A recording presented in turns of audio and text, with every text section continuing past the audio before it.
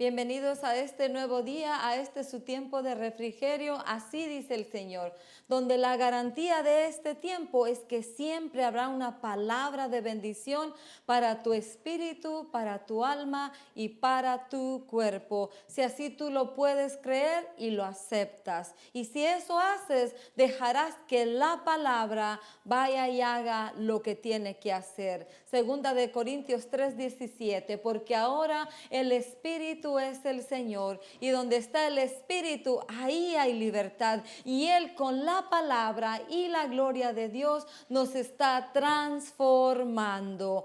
¿A qué? A la imagen y a la semejanza nuevamente de nuestro Creador. Para mí, como siempre, es un privilegio estar delante del linaje de Dios, de la nación santa, del real sacerdocio, del pueblo adquirido, de aquel pueblo que fue escogido, adquirido con un solo propósito, de anunciar, de proclamar las virtudes de aquel que nos trasladó de las tinieblas a la luz admirable, del reino de las tinieblas al reino del Hijo amado. Y como siempre vengo contenta, llena de gozo, de un corazón rebosando de alegría, celebrando la fidelidad de Dios, la misericordia y el amor que son para siempre, que son eternos y que no cambian. En este buen día quiero empezar compartiendo contigo la palabra profética más segura. Así dice el Señor, siempre con buenas nuevas, siempre con la palabra que aunque muchas veces no nos parezca, nos sepa dulce en el paladar, pero siempre lo que es la palabra profética, el escrito está, las escrituras inspiradas por el Espíritu, todo lo que en este manual se encuentra, que el Espíritu Santo te revele, te dé rema, te inspire, que viene de parte de Dios. Ten por seguro que aunque no te guste, tiene un propósito, y el propósito es de hacerte bien, de bendecirte. Es como la profecía. El espíritu de la profecía tiene como finalidad al escucharla es exhortarnos, edificarnos y consolarnos. Muchas veces solo nos gusta la edificación, la consolación, pero no nos gusta la llamada de atención. Pero ten por seguro que el Dios que tenemos, el compasivo, el misericordioso, el lleno de gracia, el lleno de verdad, el que ama tu alma como nadie la amará, es tu creador, el que dice su palabra en Juan capítulo 3:16, que de tal manera manifestó Dios su amor a ti, a su creación, que dio lo más preciado, a su único hijo, a su unigénito, en rescate de tu alma y de la mía. En este buen día, antes de entrar en la clase, quiero recordarte lo que dice la palabra, porque ya lo hemos leído, ya lo hemos repasado, lo hemos escuchado, pero recuérdate que si no lo entendemos, no está completo. Yo espero en este buen día que el Espíritu Santo añada entendimiento a su palabra para que haga el efecto en tu oído. Y si hace un efecto en tu oído, hará una revolución interna. Como dice Génesis capítulo 1, ordenando lo desordenado, llenando lo vacío y separando las tinieblas, viniendo la luz y declarando una palabra que hermoseará dentro de ti, hará lo que tiene que hacer. Y en este buen día, empezamos así, dice el Señor, una palabra de bendición para tu vida. Hebreos capítulo 12, versículo 1. Y podrás decir en tu mente, ya lo sé, pero ¿lo entiendes a cabalidad? Porque cuando no lo entendemos, cuando la lección la tenemos como teoría, pero no la llevamos a la práctica, le falta algo.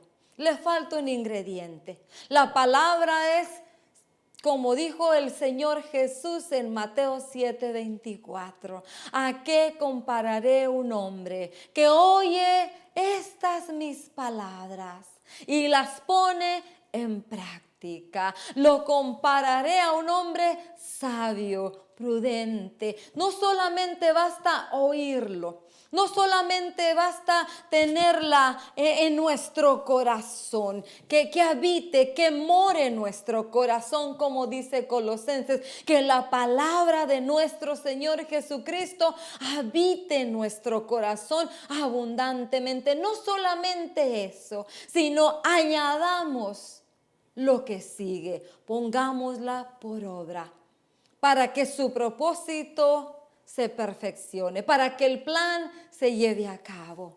Así dice el Señor en este buen día, Hebreos 12. Por lo tanto, también nosotros, que estamos rodeados de una multitud tan grande de testigos, despojémonos del lastre que nos estorba, en especial del pecado que nos asedia, y corramos con perseverancia la carrera que tenemos por delante. Versículo 2.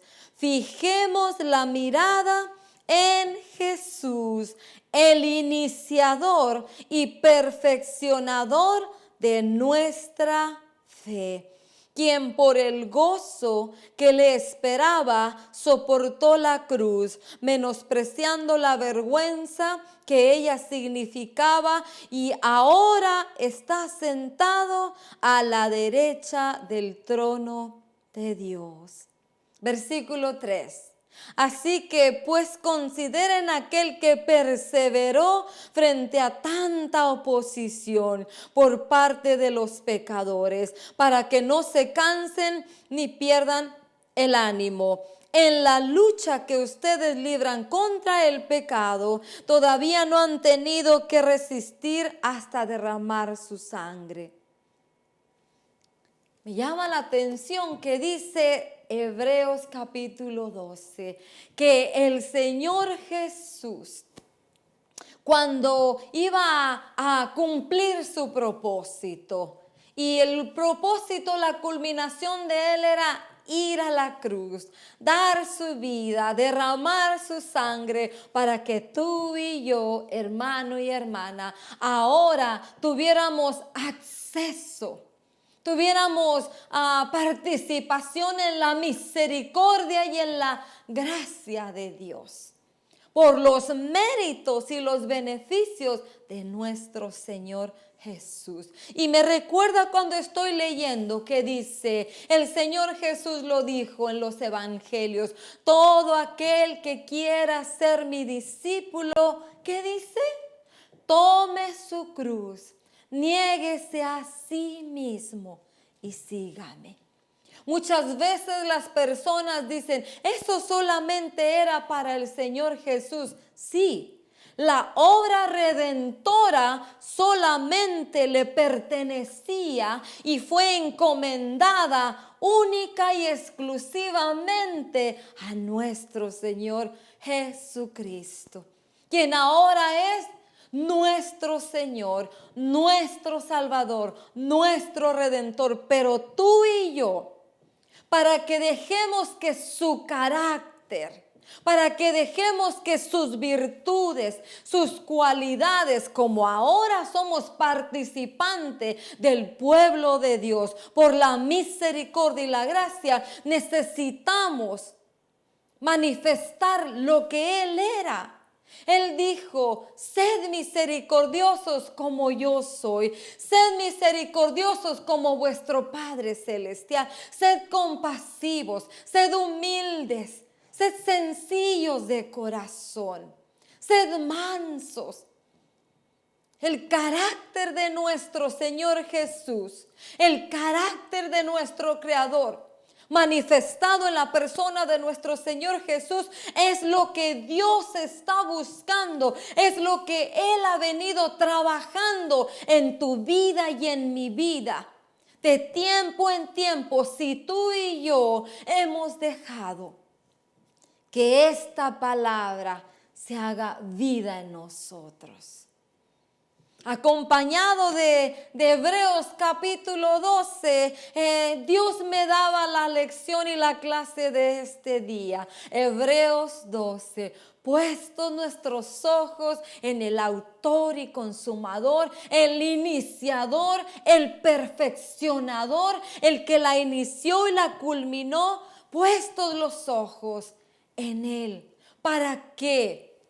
Para que tú y yo podamos ser como Él es. No necesitamos mirar a la izquierda, ni a la derecha, ni atrás, ni enfrente. ¿Quién va delante de nosotros? ¿Quién se está quedando? ¿Quién corre conmigo a la derecha? ¿Quién corre a la izquierda? No. Tu mirada y mi mirada deben de estar siempre puestas en el blanco. ¿Para qué? Para que podamos cumplir el propósito, para que el plan de Dios se lleve a cabo tal y como Dios lo trazó, lo predeterminó desde antes de que tú nacieras, desde antes de la fundación del mundo. Él preparó tu plan. Él predestinó tu vida, todo lo que tú ibas a hacer. Escribió tu libro antes de que tú y yo naciéramos. Y hemos venido hablando de lo que Dios está buscando, de lo que Dios espera, de lo que Dios quiere trabajar, de lo que Él ya ha trabajado en muchos, su carácter. El temor reverente a Dios, necesario en nuestra vida. El amor a Dios, como lo miramos en Primera de Juan capítulo 5. Toda la escritura está llena de los atributos del carácter de Dios. Carácter, atributos, manifestaciones que se miraron en todos aquellos antepasados, hermanos y hermanas, siervos y siervas que quedaron escritos en este manual para tu vida y para mi vida. No podemos decirle a Dios que no podemos hacer lo que Él nos pide. No podemos decirle a Dios como aquel hombre que le entregaron un talento. Yo sabía que tú eras injusto. No podemos venir con argumentos. Dios no aceptará, hermano y hermana, ningún argumento tuyo o mío donde le podamos decir ni excusa por qué no pudimos cumplir el propósito. Si no lo pudimos cumplir es porque tú y yo no nos determinamos, no nos propusimos, no nos dispusimos a que el Espíritu Santo, con toda la buena bendición que Él ya nos ha dado, tú y yo somos los que le permitimos o no le permitimos. Tú y yo, cuando nosotros tomamos nuestra cruz, nos negamos a nosotros mismos, morimos a nosotros mismos, y permitimos que el Espíritu Santo nos guíe por esas sendas, tú y yo somos los que le permitimos que nos guíe o permitimos a nuestra alma que ella haga lo que ella quiera, a pesar de toda la bondad de Dios que ya hemos probado. Tenemos que tomar una decisión. Dios está buscando atletas determinados, soldados determinados, sembradores determinados, porque esos son los ejemplos que nuestro hermano Pablo pone. Un atleta, para ganar una corona perecedera, dice, se disciplina, se priva, ayuna de muchas cosas que le gustan y le agradan. ¿Por qué? Porque esa persona, el atleta, tiene un blanco. Ganar una medalla, ganar un nombre, ganar una copa. Pero hay algo que él tiene que hacer. Y recuérdate que hablamos que las obras que Dios quiere que tú y yo hagamos no son para ganar el favor de Dios, son para agradar a Dios, para manifestarle a Dios que le creemos, que tenemos fe, que tenemos confianza, que podemos reposar en sus promesas y en sus palabras. Y en esta semana meditaba en la obediencia, lo que hemos venido hablando, la santidad, la obediencia, el amor, el temor reverente a Dios. Y tenemos el ejemplo. Y lo dice la Escritura, lo puedes leer en Juan, lo puedes leer en toda la Escritura. Habla del ejemplo de nuestro Señor Jesús, el ejemplo que tú y yo tenemos a seguir. Meditaba en la confianza que el Señor Jesús tuvo cuando el Padre le declaró el plan.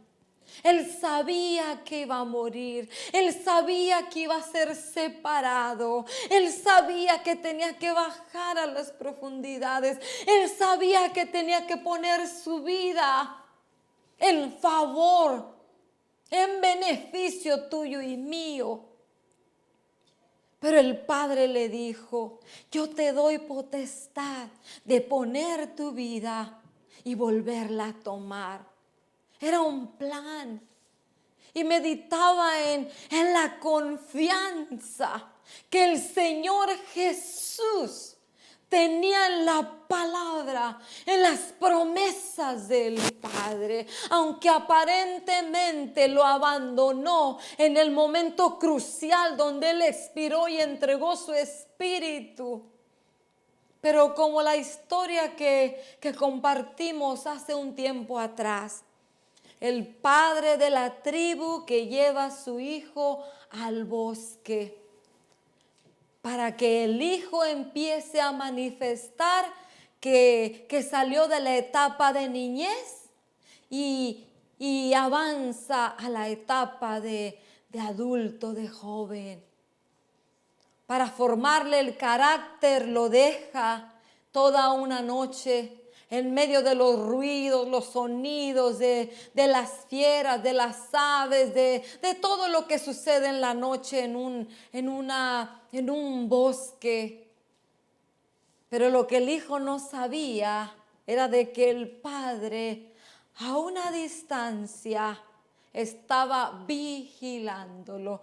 Si esa tribu en Sudamérica hace eso, y tú y yo, como dijo el Señor Jesús, si ustedes siendo malos saben dar buenas dádivas, cuánto más vuestro Padre que está en los cielos no les dará pan en lugar de piedra y un pescado en lugar de una serpiente. Y añade, y un huevo, y añade, y el Espíritu Santo sin medida. Si el Padre Celestial a ti y a mí es capaz de hacer todo eso, ¿qué no fue capaz de hacer el Padre Celestial con el Hijo que agradó, que contentó su alma? Y me impactaba meditar en estos días en la palabra que el Señor Jesús recibió del Padre. Vas a ir. No había temor en Él, pero vas a resucitar. Yo estoy segura que los ojos del Padre Celestial jamás se apartaron del Hijo amado, porque en todo le agradó y en todo contentó su corazón. Y ese es el ejemplo que tú y yo tenemos. Y ese es lo que Dios está formando, forjando en nuestra vida. Su carácter, su semejanza, para que su naturaleza, ¿qué es la naturaleza? Dios trabaja en tu vida y cuando se presenta el momento, tú manifiestas lo que Dios trabajó en tu vida: el perdón, el amor, el bendecir, el orar, el ser compasivo, dar un vaso de agua, dar un plato de comida, dar una túnica, una capa, un vestido. Esa es la naturaleza de Dios, pero tuvo que haber visto un trabajo en ti, y tú y yo debimos de haber dejado, o debemos de dejar que la palabra trabaje en nuestro corazón, como trabajó en nuestro Señor Jesús. Porque dice Filipenses capítulo 2 que Él aprendió. Él, siendo Dios, no se presentó como Dios, sino se despojó. No anuló, como decir, dejó a un lado por un momento mi nombre. Yo soy el que soy. Yo soy el creador. Me voy a bajar al nivel de mi creación. Voy a experimentar lo que ellos experimentan. Y dice que aprendió obediencia.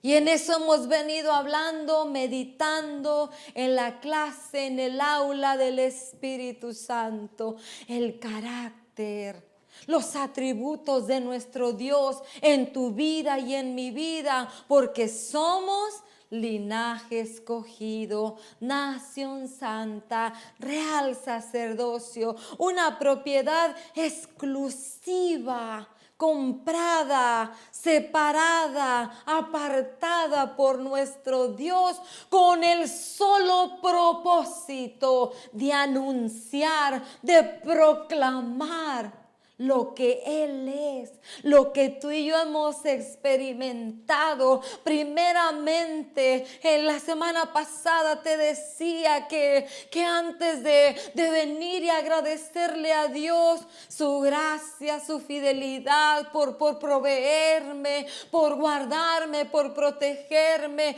primero que eso, tengo que agradecer, manifestar un espíritu, una actitud de gratitud a la misericordia, porque la misericordia es el principio de poder tú y yo disfrutar de todas las bondades de Dios, de toda la provisión de Dios. Si tú y yo no hubiéramos disfrutado de la mirada de misericordia del Dios clemente, del Dios del Éxodo 34, el clemente, el compasivo, el misericordioso, el lento para la ira, el grande en misericordia, el que perdona hasta la cuarta generación y hace milagros, portentos, prodigios y maravillas en nuestro corazón, en nuestra alma primeramente. Si los ojos de la misericordia de ese Dios extraordinario no se hubieran posado sobre tu vida y sobre mi vida, tú y yo no hubiéramos tenido acceso a la gracia, a la fidelidad, a la bondad de ese Dios que ahora nos hizo. Y ahí mismo lo dice Pedro: no éramos pueblo, no teníamos participación, pero Él en Cristo, en el sacrificio, en los méritos y los beneficios de nuestro Salvador, nos acercó a Él y nos hizo su pueblo. Y eso hemos venido compartiendo, eso hemos venido dejando que el Espíritu Santo haga en nuestra vida, nos vuelva, nos forme como el alfarero trabaja la vasija. Nuestro hermano Pablo dice que son tiempos de redimir el tiempo. ¿Qué quiere decir redimir? Ya no perderlo. Y si en un día puedes hacer dos cosas, vas a avanzar el día que perdiste de ayer. Si ayer no hiciste nada, hoy redime el tiempo. En lugar de hacer una cosa, de hacer una obra, un trabajo para Dios, haz dos. Porque vas a hacer el de ayer y el de ahora. Ciertamente el día de ayer ya no regresa, pero tú puedes redimir el tiempo. Quiere decir, aprovecha el tiempo. Ya no sigamos perdiendo el tiempo. Y en este buen día, añadido al temor reverente que honra a nuestro Dios, de no fallarle, de no quebrantar sus mandamientos, de no ofenderlo, de poner atención, diligencia a sus enseñanzas, a su instrucción, a su ley, a su mandato. Hablábamos de Hebreos capítulo 11. La santidad del Señor y la obediencia. Y lo habla Hebreos 12. Sed santos, sin santidad nadie me verá. Añadido al temor reverente, añadido al amor a nuestro Dios, a nuestro Salvador, a nuestro Redentor, añadido a la santidad, a la obediencia, como lo hablamos en Hebreos 11, que parte de acercarnos a Él en Hebreos 11:6, que es necesario que creamos que Él existe, que Él es real. Acompañado a esa fe va la obediencia.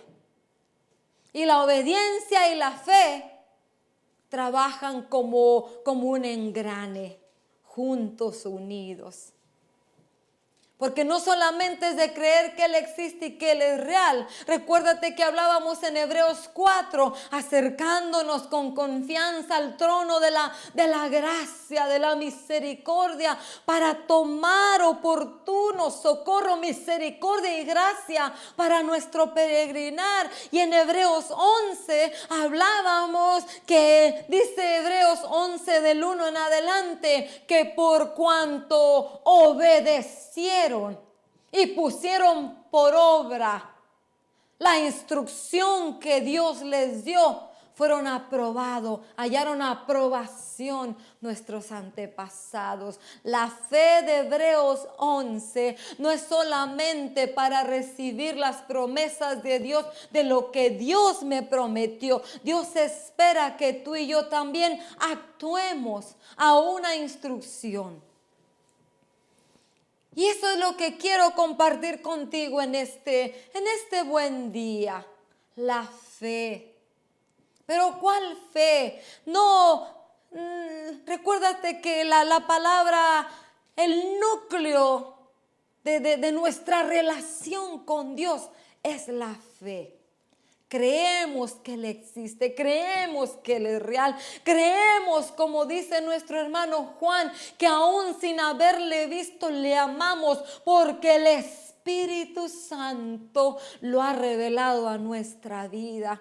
El núcleo, el centro, el átomo de toda la comunión que tú y yo podemos tener con el Dios invisible es por medio de la fe y el Espíritu Santo. Pero no es una fe ilusoria, es una fe descrita en este manual. Y quiero continuar en lo que hablábamos de Hebreos 11. Y lo dice Hebreos 12. Y en Hebreos 12 también habla de Abraham. Perdón, en Hebreos 11 da la lista de nuestros hermanos que recibieron una instrucción y la pusieron por obra, la obedecieron. Y Santiago dice que cuando Dios le dio la instrucción a Abraham de que saliera de su casa, que dejara su parentela, que se fuera solo él y su esposa, le fue tomado por justicia. Me gusta cuando el Espíritu Santo te da una palabra, te da una enseñanza, te da una lección, te da una instrucción y es como un eslabón. Va añadido, va entrelazado el temor, el amor, la santidad, la obediencia, la fe. la justicia. Dice que Abraham obedeció. ¿Qué obedeció? ¿Qué le dijo Dios a Abraham que le fue tomado por justicia? Le dio una orden, una instrucción. Y decimos, Abraham es el padre de la fe. Sí, Abraham recibió una instrucción de parte de Dios. Sal de tu tierra, de tu casa y de tu parentela y condúcete. Vete a la tierra que yo te mostraré. Yo te voy a guiar. ¿Por qué le fue tomado a Abraham por justicia? Y fue declarado que era amigo de Dios. Porque una de las características de Abraham era de que Abraham, cuando se acercaba él a Dios y él recibía una instrucción, un mandamiento, una ordenanza, Abraham lo obedecía y lo ponía por obra.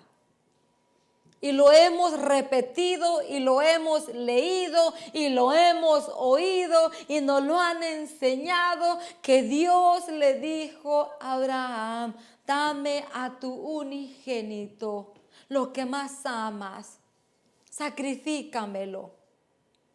¿Qué hubiera pasado si Abraham no obedece? ¿Qué hubiera pasado si Abraham no obedece cuando Dios le dice, sal, vete? ¿Y a dónde voy a ir? En ese tiempo no tenían brújula. Ese instrumento que te guía al norte, al sur, al este y al oeste. Pero qué mejor guía, conductor, que el Dios de dioses, porque Dios te va a dar una instrucción, Dios te va a dar un mandamiento, Dios te va a dar una ordenanza y te garantizo que no te mandará a ciegas. Él mismo, como dice el libro de Josué capítulo 3, si no me equivoco, dice que Dios le dijo a Josué, ve y dile al pueblo que se santifiquen, que se purifiquen, porque mañana verán portentos, maravillas, prodigios de parte mía. Pero solo diles que vayan a 2000 codos de distancia. Yo iré delante de ellos. Isaías 45 dice que el Señor va delante de su pueblo, allanando el camino. Si hay un pozo, Dios lo tapa. Si hay una red, Dios la quita. Si hay una trampa, el Señor la remueve. Si hay una emboscada delante de ti que tú no puedes mirar porque estás en un momento de debilidad, Él trastorna las emboscadas, las enceguece, las entorpece como a Gedeón y hace que entre ellos mismos se den muerte. Él va delante de ti. Dios no te dará una instrucción, un mandamiento, una ordenanza y te mandará a que tú te las averigües o te las ingenies como tú puedas. Había un hombre que su frase favorita era, ráscate con tus propias uñas. Esos son dichos, proverbios del mundo, pero tú y yo como hijos verdaderos de Dios debemos de cambiar nuestro vocabulario, debemos de hablar con reverencia, que nuestras palabras, como dice Proverbios, sean suaves, sean dulces, porque de lo que hay dentro de ti saldrá de tu boca. Si tú hablas de una manera despectiva, lo que estás mostrando es lo que hay dentro de ti: muerte, vacíez, amargura, maldicencia. El termómetro de nuestra vida espiritual es la boca. Son las palabras que tú hablas.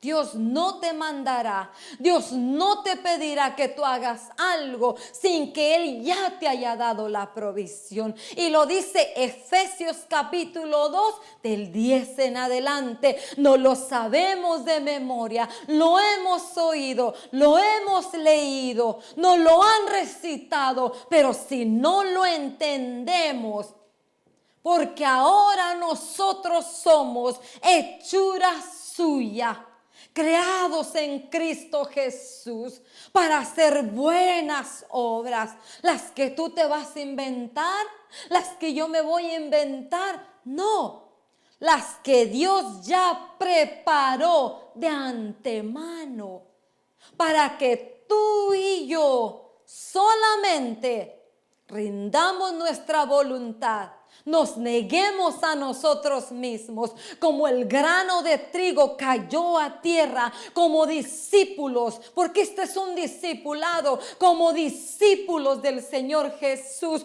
como el ejemplo máximo, como siervos, como embajadores, como esclavos, como deudores. Tenemos un ejemplo, ya tenemos la imagen, ya tenemos el carácter, ya tenemos cómo fue nuestro maestro, nuestro Señor, y debemos de continuar, de seguir sus pisadas, sus huellas, y lo dice la palabra.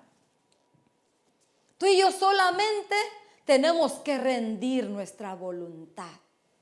Tenemos que rendir nuestra vida al Espíritu Santo. Lo dice Romanos. Ahora tú y yo ya no vamos a vivir en la carne. Vamos a vivir la vida que vivimos en la fe en el Hijo de Dios.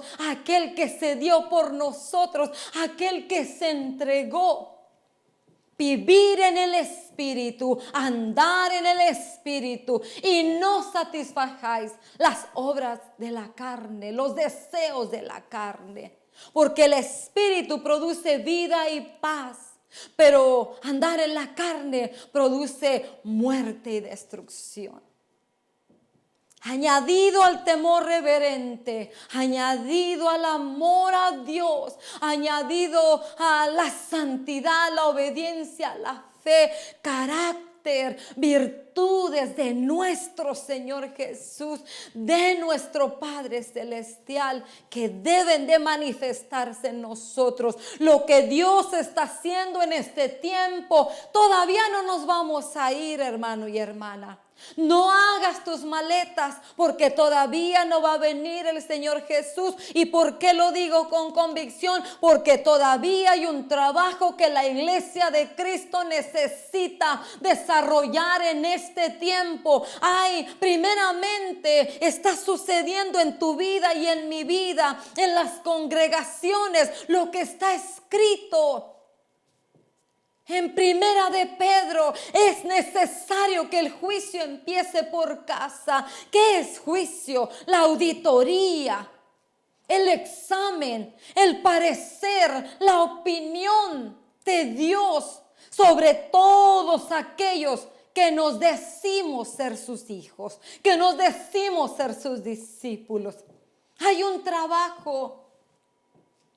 Todavía no se ha cumplido la oración, el ruego, la petición de Juan 17, que sean uno, como tú y yo somos uno. Ahí nos están trabajando. Para llegar a esa oración de Juan 17, se está operando en este momento. Primera de Pedro, Apocalipsis 2 y 3, el ojo de llama de fuego, el que estaba muerto y ahora vive.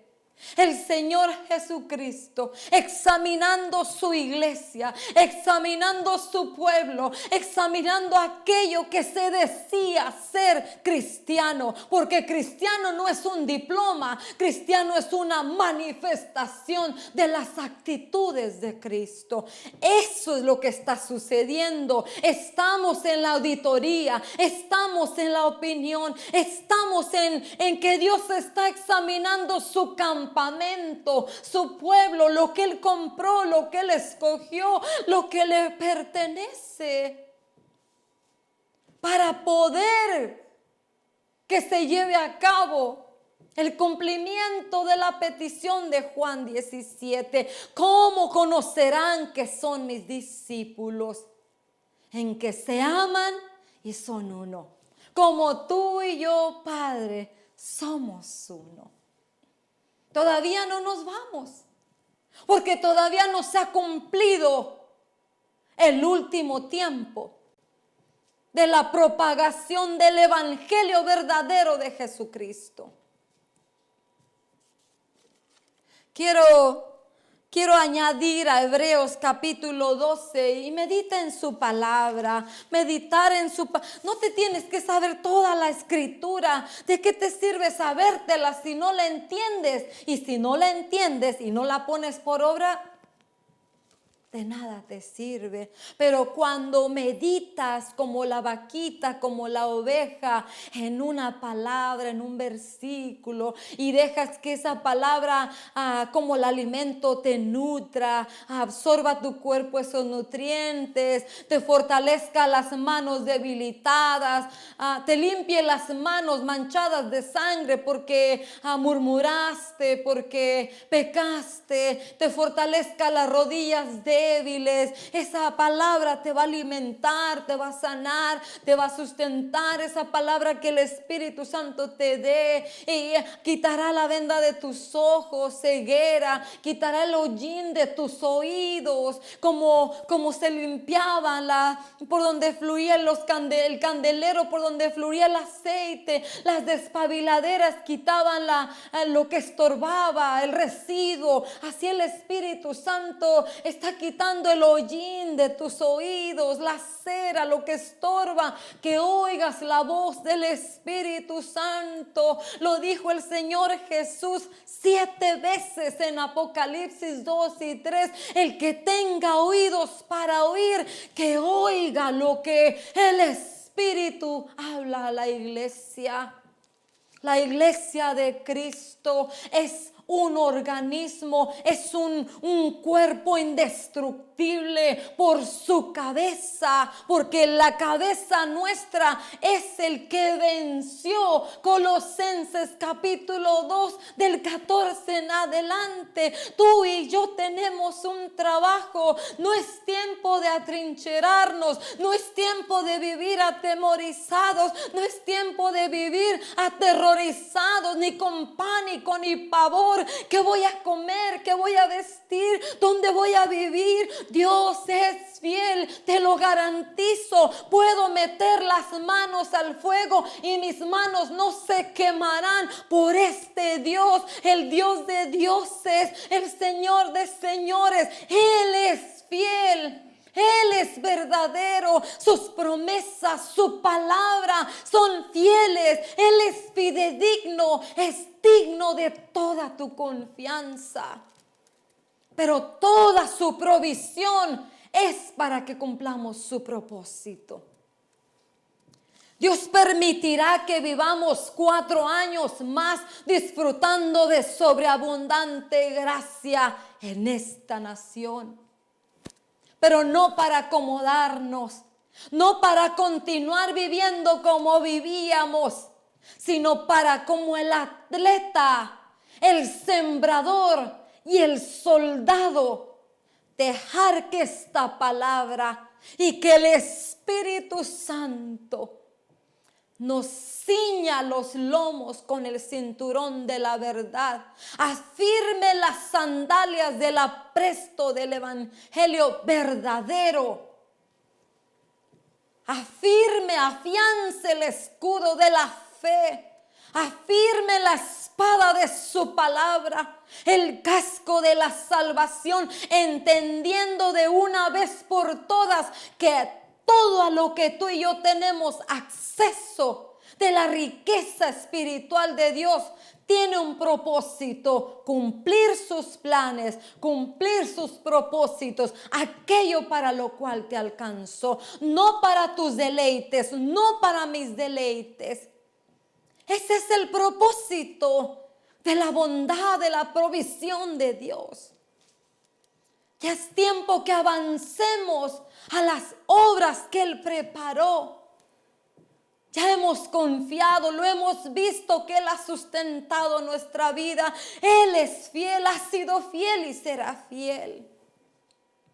Tú y yo tenemos que morir a nosotros mismos, caer en tierra, dejar que el grano muera, la cáscara vieja se quite, el odre viejo, el vestido viejo, que la palabra como martillo vaya y quite clavos mal puestos por maestros que no tenía nada que ver con la verdad, y venga la palabra profética segura, la verdadera, a ser como la estaca fortalecida en nuestro corazón, para que, como dicen nuestros hermanos una y otra vez, para que siempre estemos de pie, dispuestos a defender nuestra fe, el mensaje del evangelio, porque lo hemos probado, porque hemos visto la bondad, porque hemos sido llamados a ser partícipes, hemos sido llamados a proclamar, hemos sido llamados a ser sus testigos, a dar testimonio de esta verdad. Quiero dejarte en tu corazón Romanos capítulo 12. ¿Cómo voy a poder adquirir y hacer todo lo que usted me dice, hermana? Ya te lo leí en Hebreos capítulo 12. Pon tu mirada en el autor, el iniciador, el perfeccionador de la fe, y vas a poder hacer todo. Añade Romanos capítulo 12. Por lo tanto, hermanos, tomando en cuenta la misericordia de Dios, les ruego que cada uno de ustedes en adoración espiritual ofrezca su cuerpo como sacrificio vivo, santo y agradable a Dios. No se amolden al mundo actual, porque tu ciudadanía y la mía no es aquí. Somos peregrinos y extranjeros. Muchos dicen que ya aquí, que hay que reinar, que hay que tomar posesiones. No. La escritura es clara. El reino al cual tú y yo pertenecemos no es de esta tierra. Es un reino espiritual, es un reino de justicia, es una comunidad. Reino quiere decir una comunidad donde ya hay leyes, mandamientos establecidos. Y tú y yo venimos a ser habitantes de esa comunidad donde ya está el Rey soberano de toda la tierra, nuestro Señor Jesús. Dice que no nos amoldemos al mundo actual, sino sean transformados, cambiados. ¿Cómo vamos a ser transformados, cambiados? Arrepintiéndonos a cada momento. ¿Por qué? Porque la palabra arrepentirse quiere decir volverse. Necesitamos tener una conciencia sensible, que aún el temor reverente, para que hasta en lo más mínimo no querramos ofender a nuestro Señor, a nuestro Dios, el que es santo, el que es limpio, el que es puro y el que pide que seamos como Él. Dice, si no sean transformados mediante la renovación de su mente, así podrán comprobar cuál es la voluntad de Dios, buena, agradable y perfecta. Dios no quiere que nos quedemos en la buena, ni en la agradable, sino quiere que vayamos como nuestro Señor Jesús, a cumplir el propósito por el cual hemos sido asidos, agarrados a Cristo, ser sus discípulos, manifestar el carácter, la naturaleza de nuestro Dios. Pero no lo vamos a poder hacer si no tenemos esa mirada puesta en nuestro Señor. Si lo que nos rodea nos distrae, ahorita lo que se está moviendo es confusión y caos. Y muchos que estaban sentados un día por años y décadas escuchando, están siendo arrastrados.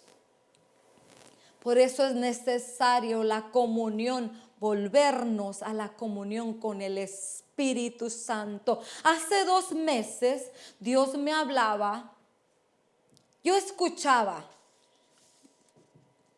mucho la recitación de Segunda de Crónicas 7:14.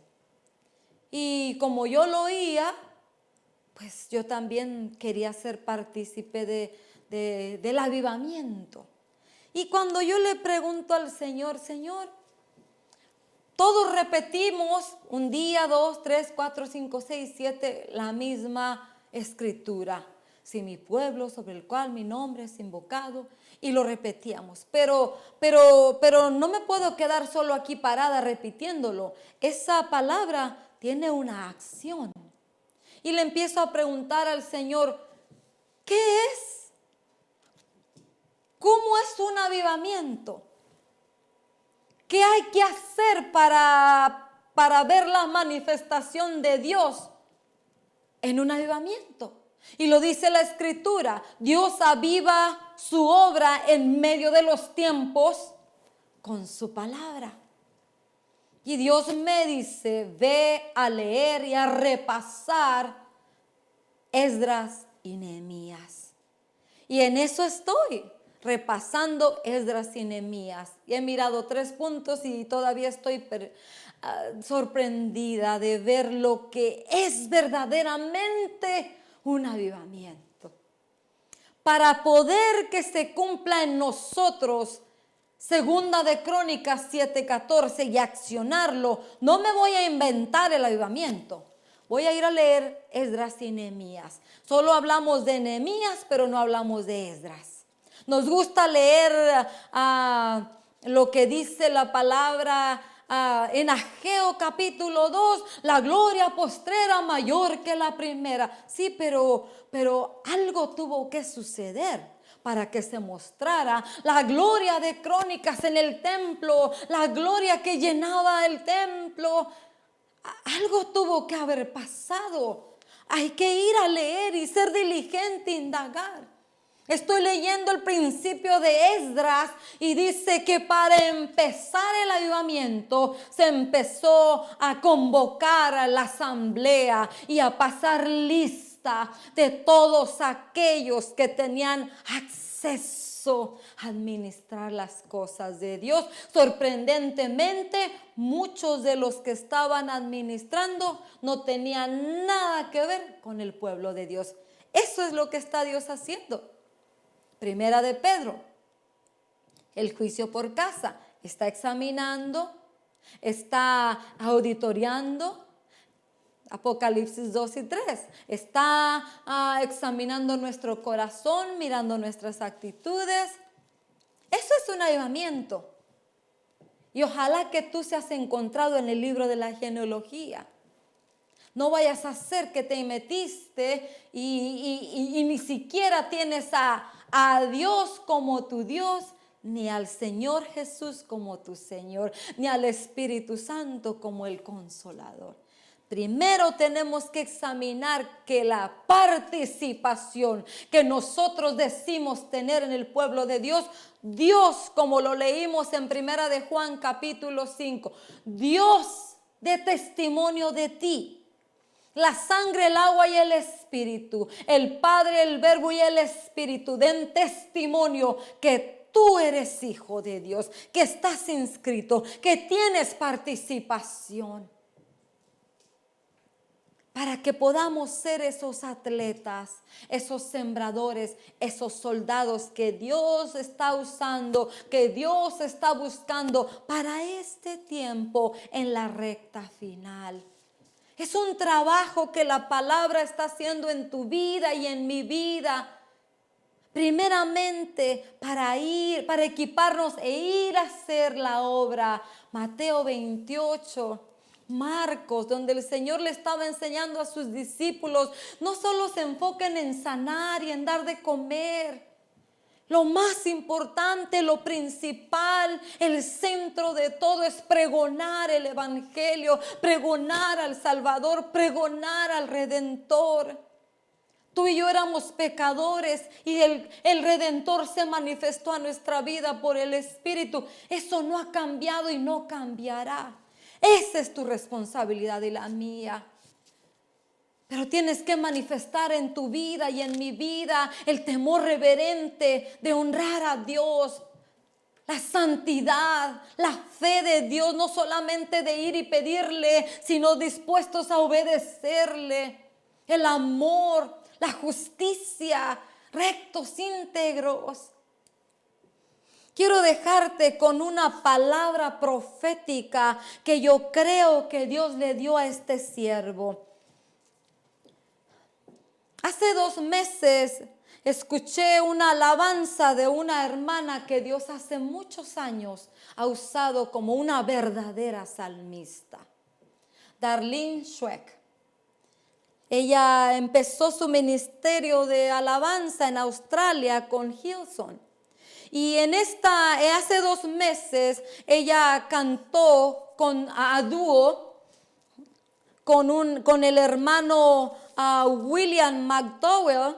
Cantaron la alabanza Waymaker, la que mucha gente la escuchó y la empezó a cantar hasta que la queman como disco rayado, olvidándose el contenido y el significado.